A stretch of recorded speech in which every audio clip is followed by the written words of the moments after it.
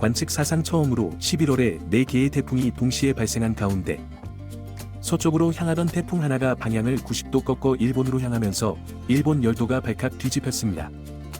지난 12일 발생한 25호 태풍 우사기는 현재 필리핀 마닐라 북동쪽 해상을 지나 시속 26km로 일본 열도를 향해 전진하고 있습니다. 특히 태풍의 성장세가 기상학자들의 예상을 크게 벗어나고 있어 우려를 낳고 있습니다. 처음 기상학자들은 사피어 심프슨 허리케인 등급을 기준으로 우사기가 3등급 정도의 태풍이 될 것이라고 예상했습니다. 작년 여름 한반도에 상륙해 큰 피해를 입혔던 태풍 가눈이 3등급이었던 만큼 주의를 기울이면 큰 피해 없이 넘어갈 수 있을 것으로 전망됐습니다. 하지만 우사기는 단 이틀 만에 4등급의 매우 강력한 태풍으로 성장해버렸습니다. 4등급 태풍은 단순한 태풍이 아닌 슈퍼 태풍으로 분류되며 상륙할 경우 괴멸적인 피해를 발생시킬 수 있습니다. 2022년 9월 한반도를 강타했던 태풍 흰남노도 4등급 태풍이었습니다. 당시 최대 풍속이 초속 50m를 넘어섰으며 엄청난 폭우를 쏟아부어 제주도와 남부 지방에 큰 피해를 안겼습니다. 많은 지역에서 산사태와 홍수가 발생해 교통이 마비되고 수십만 가구가 정전 피해를 입었습니다. 더욱 심각한 것은 일본이 올해만 두 번째로 4등급 태풍을 맞이하게 된다는 점입니다. 지난 8월 일본 남부 규슈 지방의 4등급 태풍 산산이 상륙했을 때는 113만 가구가 정전되고 225만여 명에게 피난 지시가 내려졌습니다. 특히 태풍이 가장 먼저 상륙할 것으로 예상되는 오키나와 지역은 이미 심각한 피해를 입은 상태입니다.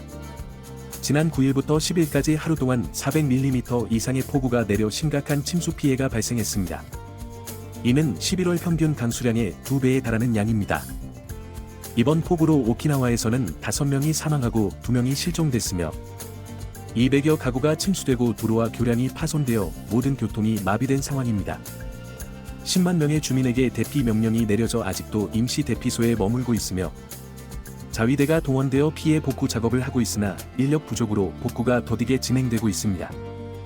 이런 상황에서 4등급의 슈퍼 태풍까지 접근하고 있어 오키나와 주민들의 불안감이 커지고 있습니다. 특히 일부 주민들 사이에서는 일본 정부가 피해 복구를 제대로 지원하지 않고 있다는 불만의 목소리가 나오고 있습니다. 한편 한반도는 이번 태풍의 직접적인 영향권에서는 벗어날 것으로 예상되지만 태풍을 따라 북쪽에 찬 공기가 내려오면서 11월에 초겨울 날씨가 찾아올 것으로 전망됩니다.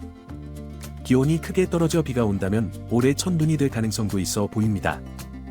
오키나와가 겪고 있는 문제는 단순한 자연재해를 넘어 오랜 역사적, 사회적 차별의 결과라는 지적이 나오고 있습니다. 과거 오키나와에는 류큐 왕국이라는 독자적인 나라가 있었으나 19세기 말 일본에 합병되면서 차별과 소외를 겪어왔습니다. 특히 오키나와는 일본 영토의 0.6%에 불과하지만 주일미군 전용 시설의 70% 이상이 집중되어 있어 지역 발전이 크게 저해되고 있습니다. 주둔 미군들의 각종 사건 사고가 발생해도 제대로 된 처벌이 이루어지지 않아 주민들의 불만이 쌓여가고 있습니다. 경제적으로도 오키나와는 일본 47개 도도부현 중 가장 낮은 소득 수준을 보이고 있습니다. 1인당 평균 소득이 전국 평균의 70% 수준에 그치고 있으며 청년 실업률은 30%를 넘어서고 있습니다. 이러한 경제적 취약성 때문에 자연재해가 발생했을 때 복구가 더욱 어려운 상황입니다. 오키나와 경제는 주로 관광업과 농수산업에 의존하고 있는데 매년 강해지는 태풍은 이 두 산업 모두에 치명적인 타격을 주고 있습니다. 청년들은 일자리를 찾아 본토로 떠나고 있어 이대로 가다가는 오키나와에 주일미군만 남게 될 것이라는 우려의 목소리도 나오고 있습니다. 이러한 상황에서 중국은 오키나와를 자신들의 편으로 끌어들이려 시도하고 있습니다. 오키나와는 지리적으로 중국에게 매우 중요한 전략적 위치에 있기 때문입니다. 특히 대만과 가까워 중국이 대만을 침공하려 할 때 가장 큰 장애물이 될 수 있는 곳입니다. 시진핑은 직접 중국과 류큐 왕국은 깊은 역사적 관계를 맺고 있다며 오키나와 내 미군기지 철수 여론을 부추기고 있습니다.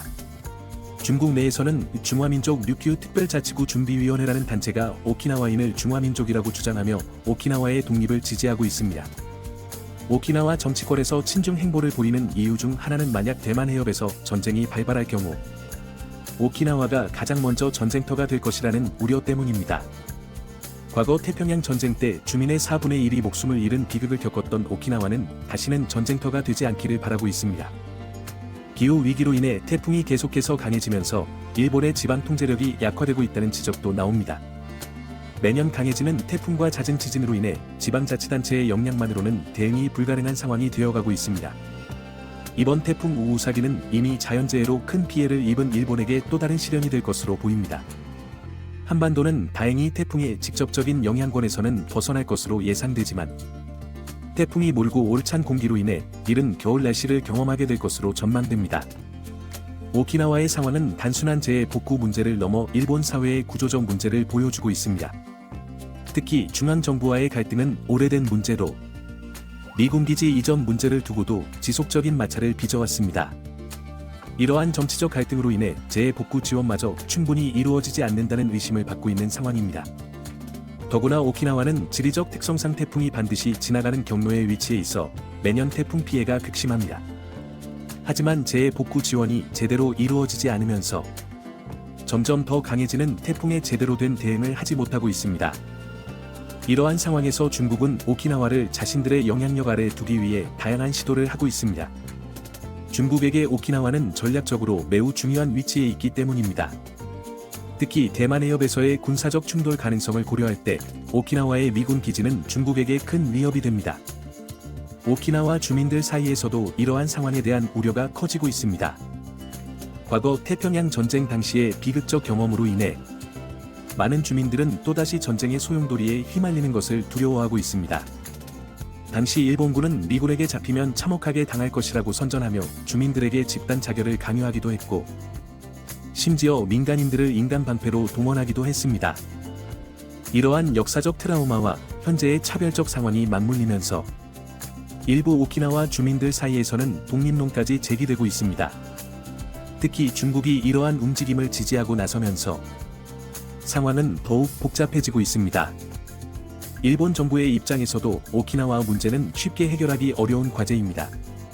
미군 기지의 전략적 중요성과 지역 발전의 균형을 맞추는 것이 쉽지 않기 때문입니다. 게다가 기후 변화로 인해 자연재해가 더욱 빈번해지고 강력해지면서 재정적 부담도 커지고 있습니다. 현재 일본은 수많은 재난에 시달리며 국가의 역량이 한계에 다다르고 있는 상황입니다. 특히 지방자치단체의 재난 대응 능력이 한계에 달하면서 일본 중앙정부의 통제력이 약화되고 있다는 우려가 제기되고 있습니다. 이번 태풍 우우사기는 이러한 복잡한 상황에 기름을 부을 수 있는 또 하나의 위험 요소가 되고 있습니다. 이미 심각한 피해를 입은 오키나와가 또다시 강력한 태풍의 피해를 입게 된다면 지역 사회의 회복력이 한계에 달할 수 있기 때문입니다. 이러한 상황은 단순히 일본 한 나라의 문제를 넘어 동아시아 전체의 안보와 안정에도 영향을 미칠 수 있는 중요한 문제로 발전할 가능성이 있습니다. 특히 미중 갈등이 심화되는 상황에서 오키나와의 전략적 중요성은 더욱 커질 것으로 예상됩니다.